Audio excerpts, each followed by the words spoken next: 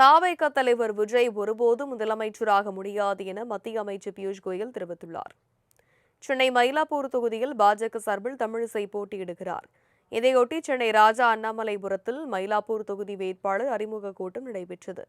இக்கூட்டத்தில் தமிழிசை, மத்திய அமைச்சர் பியூஷ் கோயல் உள்ளிட்ட கட்சி நிர்வாகிகள் பங்கேற்றனர். நிகழ்ச்சியில் பேசிய தமிழிசை, மத்திய அமைச்சர் பியூஷ் கோயல் எங்கெல்லாம் செல்கிறாரோ அங்கெல்லாம் வெற்றிதான் எனவும், அந்த வகையிலேயே எடப்பாடி பழனிசாமியை முதலமைச்சராகவே தமிழகம் வருகை தந்திருப்பதாக தெரிவித்தார். மேலும் தனியார் பள்ளிகளில் மும்மொழி கொள்கை கிடையாது என சொல்ல முதலமைச்சருக்கு துணிச்சல் இருக்கிறதா என சவால் விடுத்தார். நான் கேட்கிறேன் ஸ்டாலின் அவர்களே, நாங்கள் தாய்மொழியை கற்றுக்கொள்ள செல்கிறோம். ஆனால் உங்கள் மகள் நடத்தும் பள்ளியில் 3 மொழிகளை சொல்லிக் கொடுக்கிறீர்களே, தமிழ்நாட்டில் தனியார் பள்ளியில் கூட 3 மொழி கிடையாது என்று அறிவிக்கும் துணைச்சாலை நடத்திருக்கிற ஸ்டாலின்.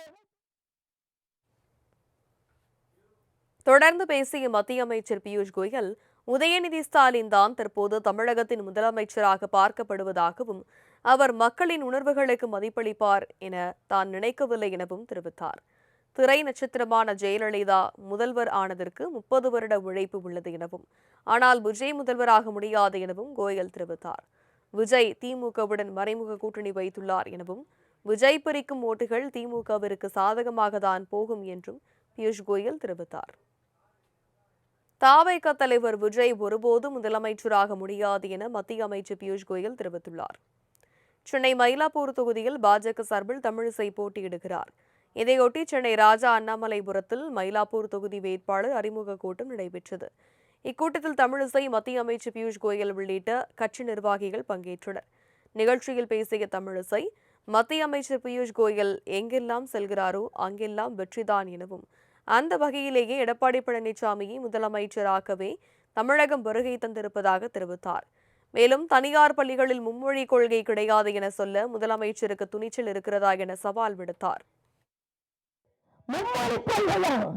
நான் கேட்கிறேன் ஸ்டாலின் அவர்களே, நாங்கள் தாய்மொழியை கற்றுக்கொள்ள செல்கிறோம்.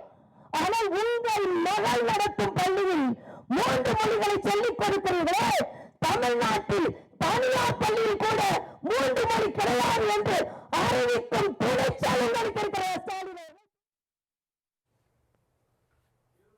தொடர்ந்து பேசிய மத்திய அமைச்சர் பியூஷ் கோயல், உதயநிதி ஸ்டாலின் தான் தற்போது தமிழகத்தின் முதலமைச்சராக பார்க்கப்படுவதாகவும், அவர் மக்களின் உணர்வுகளுக்கு மதிப்பளிப்பார் என தான் நினைக்கவில்லை எனவும் தெரிவித்தார்.